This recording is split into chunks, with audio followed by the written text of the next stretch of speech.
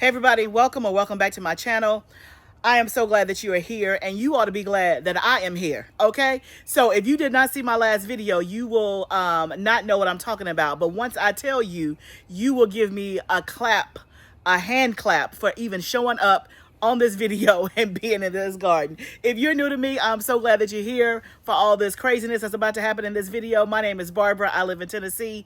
And for those of you who missed it, in my last video, I told you, and you actually were able to see, there was a snake in my high tunnel.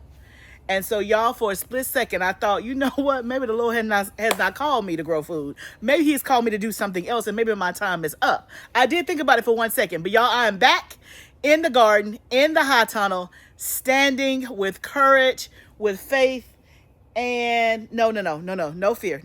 God has not given us a spirit of fear. So yes, I am back. So let me pop up on the screen what was in our high tunnel so that you can get a visual, and so you can see why I almost y'all gave up the gardening.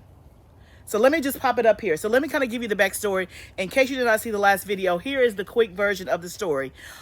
In the last video, I was in the tunnel doing some harvesting. We were cleaning up and all of that. Me and my husband were both out here.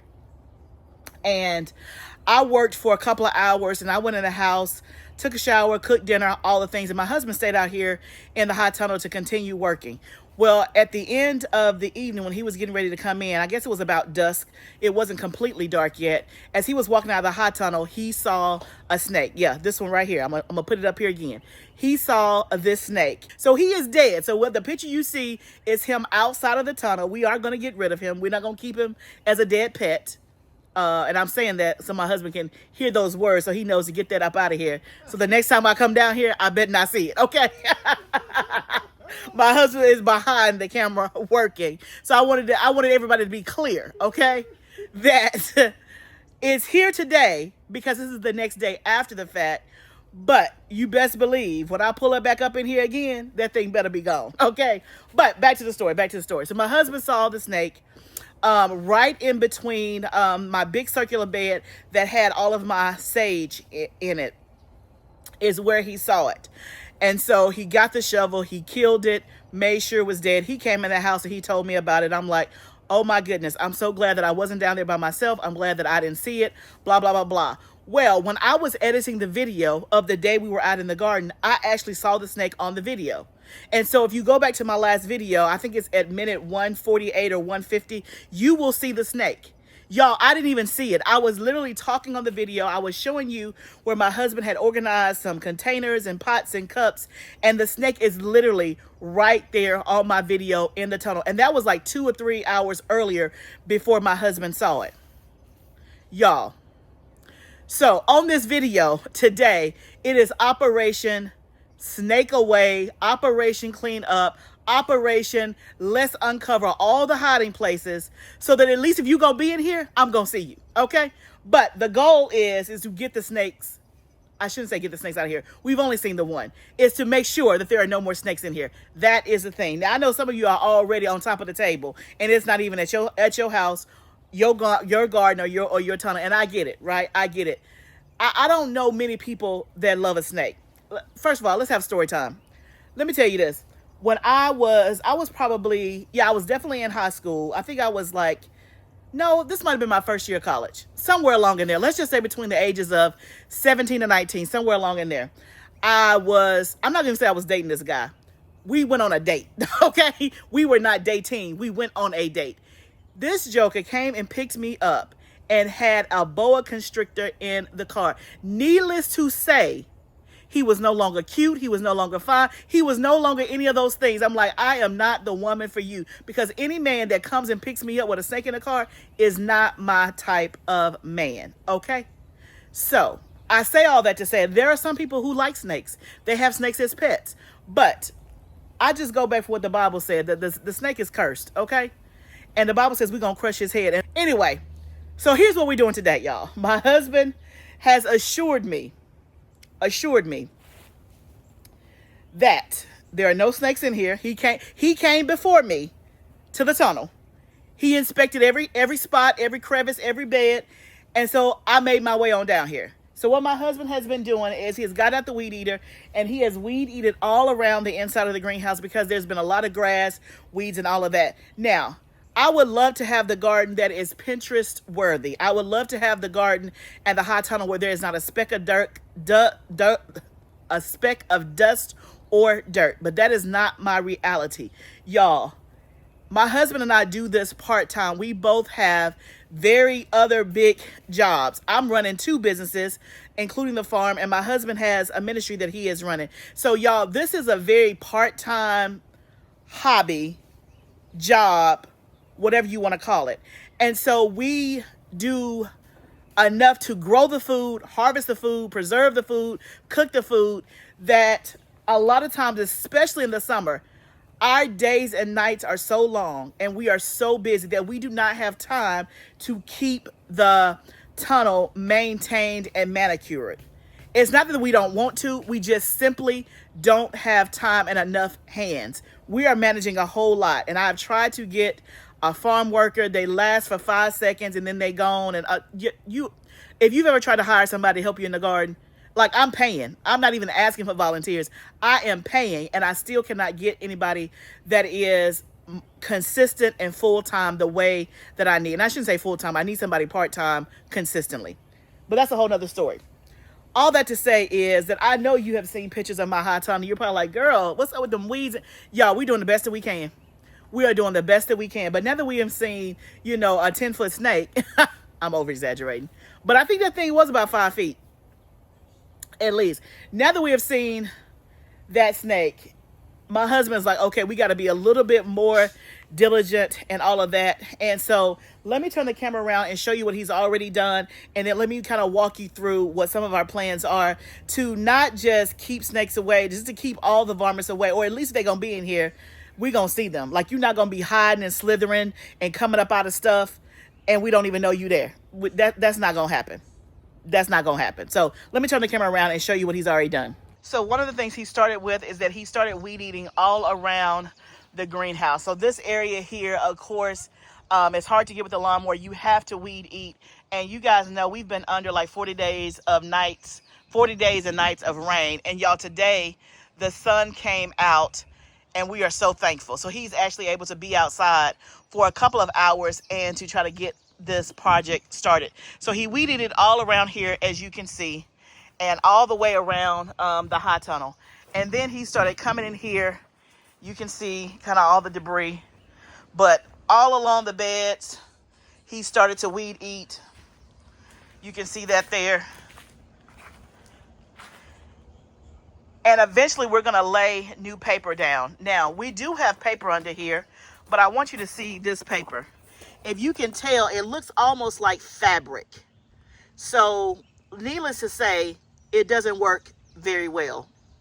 Versus, you can see this paper here looks much different than what I showed you back there.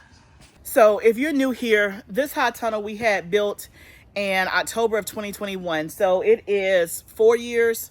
Yeah, 4 years old. It'll be 5 years old this fall. And so when we first had the greenhouse built, we did lay down paper, but again, that was going into my 2nd year of gardening. I had only been gardener a year. I did not know a ton, still learning. I'm not gonna say I know a ton now. I know more than I did then, obviously. But the paper that we laid down in the beginning was something that was of a cheaper version. We thought it would do the trick, but it did not do the trick. And so that paper that you see that is more of the cheaper fabric has been down since the very beginning.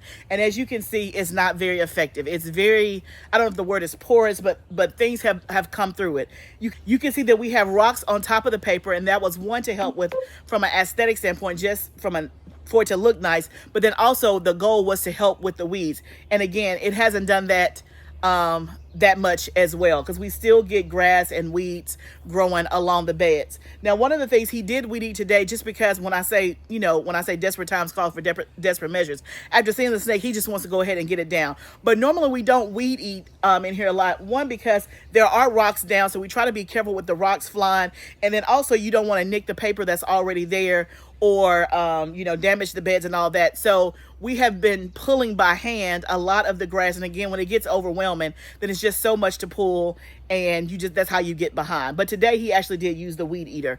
And so after we used that original paper, when we started putting paper down the second time, because we had weeds growing and where we were growing food, we laid down a better cover or paper, which is like landscape cover, which that's what these aisleways are. And if you notice, there's not any grass and weeds growing a lot in the aisleways. So we also have some spaces that have not been covered. So let me turn the camera around again and show you those spaces and what he's doing about that. Okay, so you can see that all of this he just laid. This is brand new paper that he's laying down that was not overlapped, that did not have paper, or it had some of the older paper, and he's taking it all the way to the edge. He still has to complete that end down there. You can see there's still like some grass showing down there, but that is the goal, is to put some of this new paper down, and that should hopefully curtail, decrease, eliminate, minimize a lot of the weeds along that way. Here is another section that he was actually doing this yesterday when the snake was found, whatever. This is what he was working already working on, cleaning up and laying paper down before we even saw there was a snake. So y'all, we were very well aware we needed to clean up the greenhouse. It was just, okay, when can we do it? And because it's been raining, we had the perfect opportunity because we were stuck and kind of relegated to the hot tunnel. But you can see he laid this paper down. But like, this is the old paper here that we used in the very beginning. You can see that we still have a roll of it left because we stopped using it because it just doesn't work. But then all back here, y'all, is nothing but tall grass and weeds because it has been growing through this paper. So let me talk to my husband. Let me see what his plan is for this and all of this, because that's definitely an issue. Plus, we have all of this here where we normally have a lot of grass, because as you can see, none of this is covered. That's old paper there, and then there's no paper here. And I can't remember if there was paper here, and just over time, it's not there anymore. But all of this, I think he is going to paper. But my husband's out here. Let's see if he got a minute to talk to us and see what the plan is. All right, so down here on the end, we have big plans. So what we're gonna do, we have a lot of tools over there. So we gotta clear the tools out, and I'm gonna clear the rocks out. We're gonna get rid of all the grass, and then we're gonna put new paper down so that what's growing over there cannot grow anymore. The paper that's over there is really thin, really old, porous, and so it didn't take much for the grass and the thick roots to grow through it.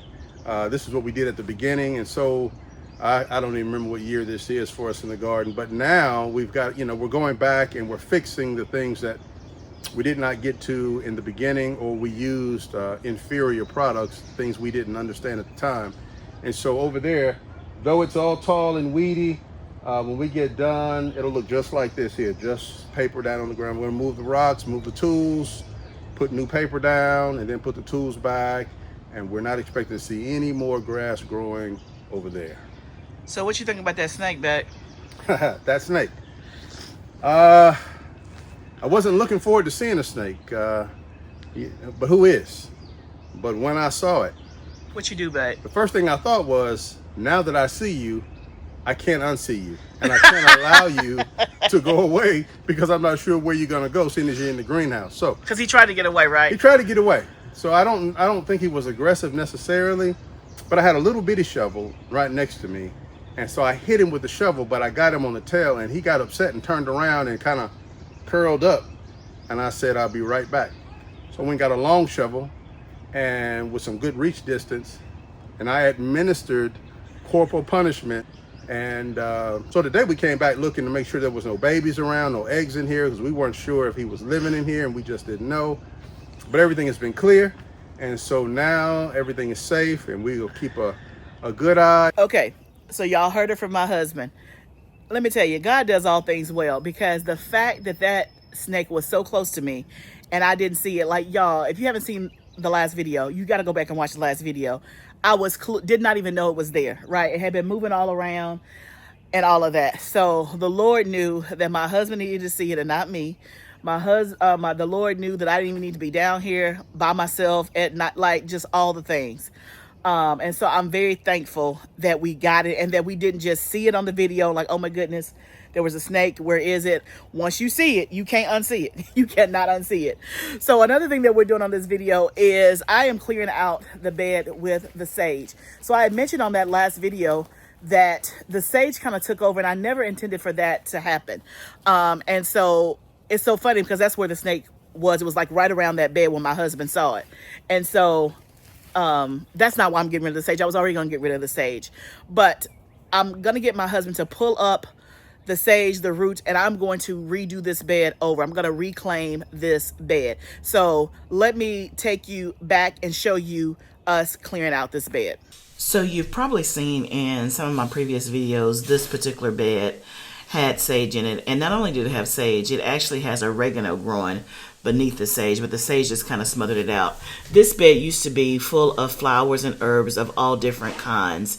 And over the last year or so, the other stuff that I had put in here did not survive. The oregano survived a little bit under the sage, but the sage just kind of took over the entire bed. And it's been that way probably for the last couple of years or so. And I never intended for that to happen. I wanted this bed to have multiple things in it and not necessarily just one crop. And if it's one crop, I certainly didn't want it to be sage because I just don't use that much sage. I don't need that much sage. So I want to reclaim this space because I need this bed, and having a whole bed of sage is just not useful to me. And so sometimes you have to do that. You know, I know that one time when I first started gardening, I did not know that mint was invasive, and I had it in one of my raised beds. Now, fortunately, I found it out like shortly after I started gardening, like months after. And so I was able to pull up that mint. It had not been established and all of that. I was able to pull it up and then put it in a pot or a container. And so sage, I wouldn't necessarily consider it invasive, but for whatever reason, it has spread over the last couple of years and just kind of taken over this bed and smothered everything out. But this is the day that we're going to reclaim the space and use it for something different. So it was pretty much in there. That's why I had to get my husband. I at first started trying to clip it and to prune it, and it was just going to take too long with just regular pruners. So I'm like, you know what, just pull it out. And so what I did was I saved all of the good sage that I wanted to keep, and I freeze dried that, and then I'll just probably buy me another sage plant to put in a pot or something like that, just to keep some in the high tunnel, but certainly I only need a little bit. The soil level, as you can see, has gone down in the bed, so we needed to add some more soil to bring it back up. When he took out the sage, we tried to keep as much dirt as possible, but it was pretty much attached to the root of the plant, so we did lose quite a bit when he pulled up the two big roots. So we add in this 2 cubic feet bag of Coast of Maine potting soil mix. I rake it in, and then I had some amendments in the wagon behind me. You can't see it, but in the wagon behind me, that was full with amendments that we had used to amend the different holes when we were planting in ground in the tunnel. And so we take the rest of that and we dump it in here as well. And so that mixture has compost in it. It has alfalfa. It has kelp. It has feather meal. So it has a whole lot of good nutrients in it that will be good for the bed. And it's a way to amend this bed as well. Okay, y'all. So it's the next day. I don't know if you can hear this. The rain is back again. I came out here and I was going to work outside first before I came inside because the weather forecast said I had another hour before the rain started. But literally, I have been down here 2 minutes and the rain is pouring. So we're going to just stay inside. This whole 40 days and 40 nights of rain, y'all, let me tell you, it has been quite the challenge. Unbelievable. And like I said, I know that some of you guys are in a drought, so I shall not complain because you need the rain that I'm actually having. One bright side is that, hey, we don't have to use the drip in any of the outside spaces. It's been off for 8 days now. And so that is definitely going to save on water costs because we're getting free rain. But we're back in the tunnel, and I want to get this bed ready that we kind of claimed back from the sage. And I've been going back and forth about what I'm going to do with the bed. Now, one of the things is that we pulled all of the sage up. And if I could have left a piece of sage, I probably would have, but it was just easier to pull it up by the stump and not try to keep a piece of it. If I find a sage plant at a nursery, then I'll buy one and just put, in the garden somewhere in one of the beds, and I'll just kind of keep it contained. Because I've grown sage for the last 4 or 5 years, and it's never done that because usually I've pulled it and don't let it stay, or just don't let it have all that space to get that big. Let me reapply some insect repellent while we're talking. Every time I come outside, I am spraying this because y'all know, if you've been here, the bugs love me, right? They absolutely love me. And this is our insect repellent spray that we make. It has 5 ingredients. It smells great, but it's extremely effective. I got a voice memo from a friend of mine today who ordered this for me. Her daughter was going to, I think, not the Dominican Republic, but to, I don't remember. She went out of the country on a mission trip, and she told me that her daughter loved the insect spray, and she was there with a lot of her classmates, and all of them put their insect spray down and was asking to use hers because hers was the only one that was working in the country that she was in. So I'm so glad. That just made my heart smile. So if you need an insect repellent, we do sell this in our shop. You can get, I want to say, 2 for $20 and 1 for $12, something like that. But livingfoodsfarm.com, I will try to link it in this video as well. So in going back, thinking about what I was going to put in this bed that we kind of reclaimed, I went through a couple of different options. So you guys know that I have a mirror of this bed on the other side, and that's where we have our comfrey. And we use a lot of comfrey because we make comfrey salve, and we sell that also in our shop. It's one of our #1 sellers. And so I thought about doing another bed of comfrey, but what I need in addition to comfrey that I do not have established in a big format yet is a lemon balm. So my lemon balm last season did not do as well, so we did not produce as much as we normally do. I have a ton of lemon balm plants that I started from seed that did really, really well that I have not sold. I have probably, I don't know, 7 or 8 plants left. I do have them all kind of throughout the garden. I have them in another spot outside in the high tunnel in one of the big circular beds. And then I also have a spot here in one of my little small grow bags. But I thought about putting the lemon balm there in that bed because we need a lot of it. We need a lot of it. And so I thought that would be a good use because I already have comfrey established. Instead of me having 2 places of the comfrey and not a big enough space for the lemon balm, I figured let me go ahead and do that for the lemon balm. So I think that's what I'm going to plant in there.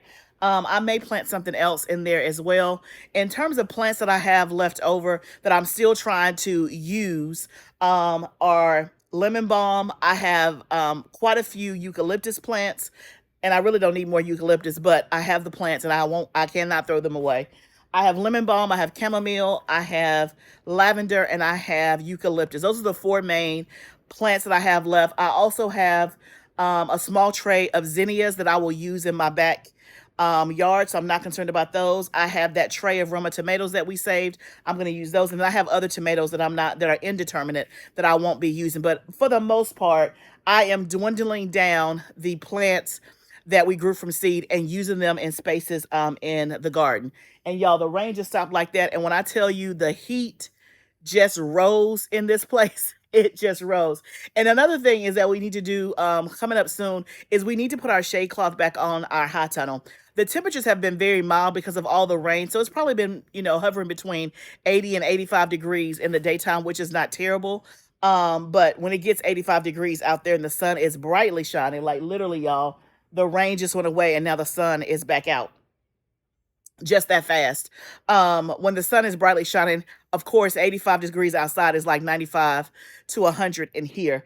And so the plants are doing fine. They're doing great. But once those temperatures start to climb up outside in the 90s, we definitely need the shade cloth back on. So that's just one of the things that's on the list to do that just hasn't been done yet. And again, with the rain, we're almost playing. What's that game where you they would do the jump rope and you would like be waiting for your turn to come in? That's what we're doing with the weather. That's what we're doing with the weather. But let's go ahead and get our planter planted with the lemon balm. And I have a couple of open spots that I see that maybe we can plug some chamomile in as well. I brought that down here. Also, I'm thinking about, like, all the beds are full now, but just here shortly, I decided to come outside because literally, y'all, the rain just literally stopped. It poured down for a good 10 minutes and that was it. But there's more rain in the forecast in the next couple of hours. But I was saying that all of the beds right now are full pretty much in all of my gardening spaces. But here, just in the next, I would say 2 to 4 weeks, I'm going to have quite a bit of open bed space.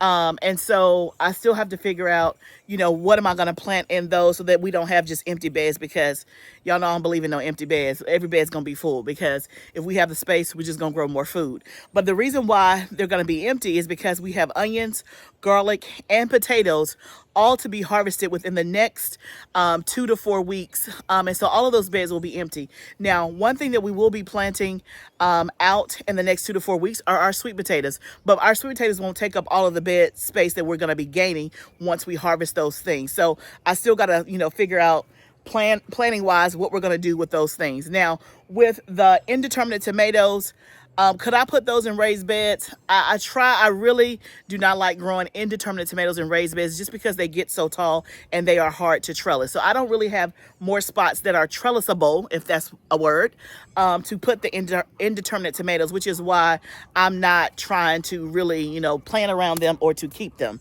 Y'all, I promise you, these bugs, they love me. It's like they get to my skin, they're like, ooh, and then they fly away. So I can see them approaching, and they're like, they turn around like, oh, we don't want to go. We don't want to go over there because whatever she got smelling, we don't like, which is good. Get on out the way. So y'all, while we have, no, let's stay focused. Let's go ahead and plant this bed, and then let's see what the weather does, and we'll go from there.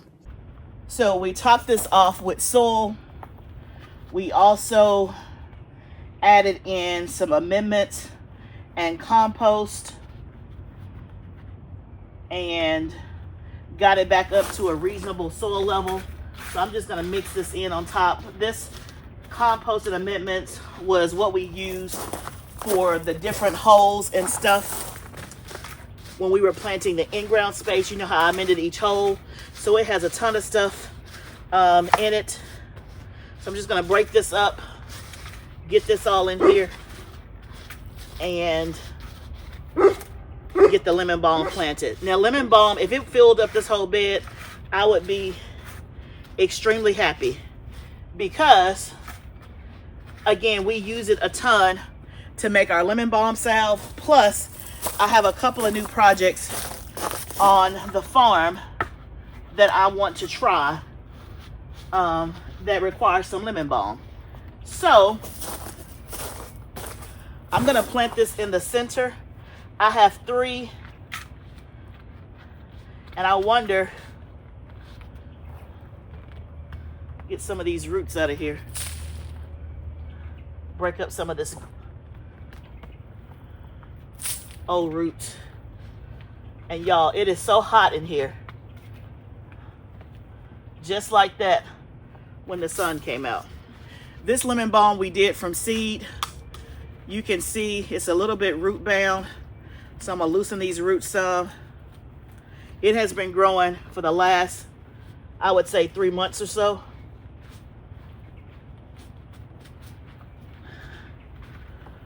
So we'll add 3 of these in here in different spaces, and the goal is for it all to kind of to come together and round out this whole bed.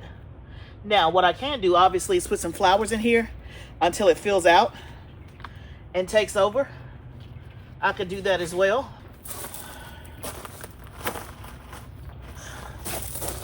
But lemon balm, if you're not growing lemon balm, it's a great herb. It is great for digestion if you want to drink it as a tea. But it's also great as a salve, which is how we sell it. And it's great for like skin irritations and things like that. I'm going to actually put this one this side. this one. Okay, y'all. As I was recording that, right at the tail end, my iPhone got hot and said it was too hot to turn on, because I tell y'all, it heats up in there pretty fast. So I got the lemon balm planted. I watered it in. I only did 3. I don't know if those 3 will fill up that whole space, but we're going to see how it grows over the next couple of weeks or so.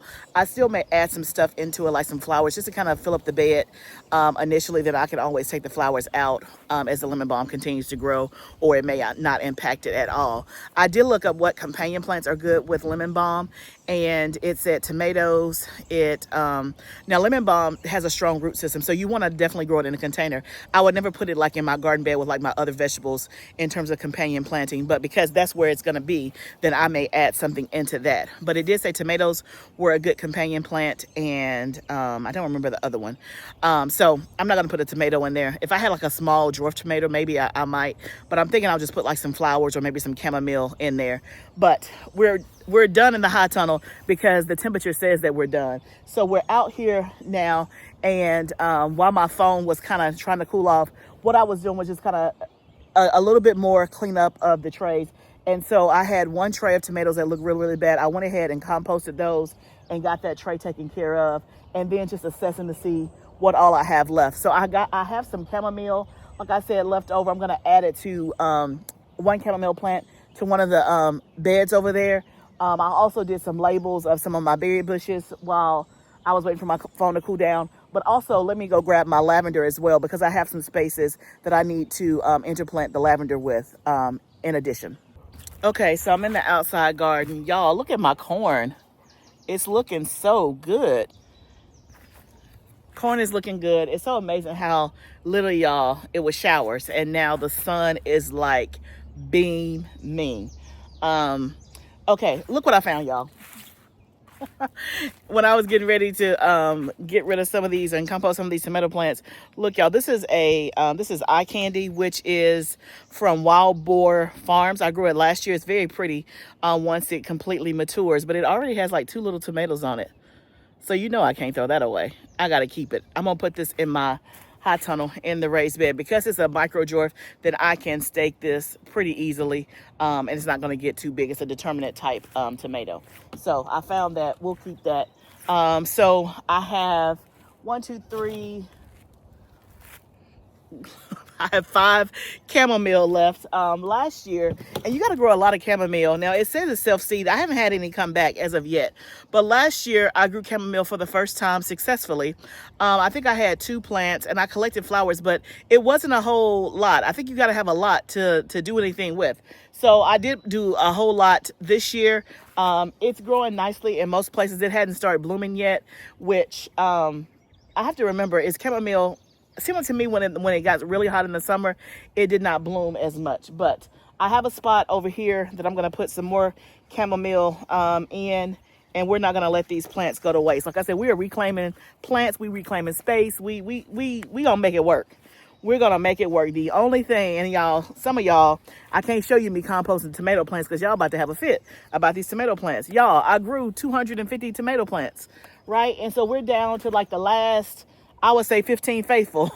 We've used all the rest of them. We've given away. We've sold. We've done all the things. And so we have about 15, and that may be pushing it, that just I don't have anything to do with. And I don't have anybody to give them to. So that's kind of where we are. But hold your peace. It's going to be okay. Now let's get this chamomile over here in one of these beds. So this is one of the herb planters that you and I planted together about a week or so ago. And so there's one little open spot in the front. So I decided, let me just stick this chamomile in here. Y'all, I'm trying to get these plants wherever I can. Then I go down further into this row. This row still is not completely planted. And so yesterday I did more cantaloupe, or I added cantaloupe to this row. But every other one I'm putting in a companion plant. And so I'm using the lavender as a companion plant. So I'm doing that in every other hole. So we'll have a melon, a companion plant, and then another melon. So yesterday I did the cantaloupe when I had a few minutes of dry weather, and so today I'm popping out here to put in about 4 or 5 cantaloupe in between. The section that you see down at the bottom is just weeds growing in those holes, so we still have those to fill, but I'm making progress on this row, just trying to get everything in order. Y'all, this sun is hot. I'm not complaining though. I am thankful for it. I think I'm going to actually turn the drip back on tonight because, and look at the forecast, it may or may not rain again this evening, and that little shower that we had was certainly not enough. I was out here yesterday and I planted some cantaloupe, and I see that they're a little bit on the struggle bus, but what you just saw me plant was lavender. And so if you didn't see it when I first started planting this space, this row that I'm on right now is our watermelon and cantaloupe row. And so the holes are spaced 18 inches apart, but we actually space the watermelons and cantaloupe 3 feet apart. So we skip every other hole. And in the holes that we skip, we plant a companion plant. And so we have basil, marigold, or lavender typically in those holes. This is my first time using lavender as a companion plant, but I have so much lavender, so I'm like, this is and I looked it up and it was a great companion plant with watermelon. So it's a great way to use it. I'm hoping that we'll have watermelons all sprout out, cantaloupes, and then we'll have bursts of pretty lavender popping up in between is the hope. But it was a way for me to use the lavender and a way for me to use the space. So I counted, and on that watermelon row, I still have 12 empty spaces left to plant. I know, y'all, this is like Operation Get This Garden Planted. But again, I knew that it was going to be this way before I left. I got it 90% of the way planted, and so I wanted to come back and see the plants that I left, how they were doing and all of that, and they did really, really well. So I still have more lavender. I think I see 6 more over there, and I see 3 more chamomile. Plus I still have lemon balm, plus I have eucalyptus. Eucalyptus, again, I may get some grow bags. I'm not a big fan of grow bags, and it's really just more about the aesthetic of them. So I'm not a huge fan, but I may do it, or I may just get me some pots. I don't know, to put the eucalyptus in, because I cannot imagine throwing it away. And I really don't need eucalyptus because I have, 2 eucalyptus trees growing in my hot tunnel that produce more than what I need. But we will see what happens. The lemon balm certainly needs a container, and so I can always fill up more of that container that we just had in there. And then the lavender, obviously I can put in some of these open spaces, but I kind of want to do some more flowers in between some of those. And then of course the lavender can go in some of the spaces that's going to open up as well. So I'm not completely pressed about that. I also saw that I have 6 more jalapeno pepper plants that I can plant. So I will find a space for those. Those can go in the back of my house.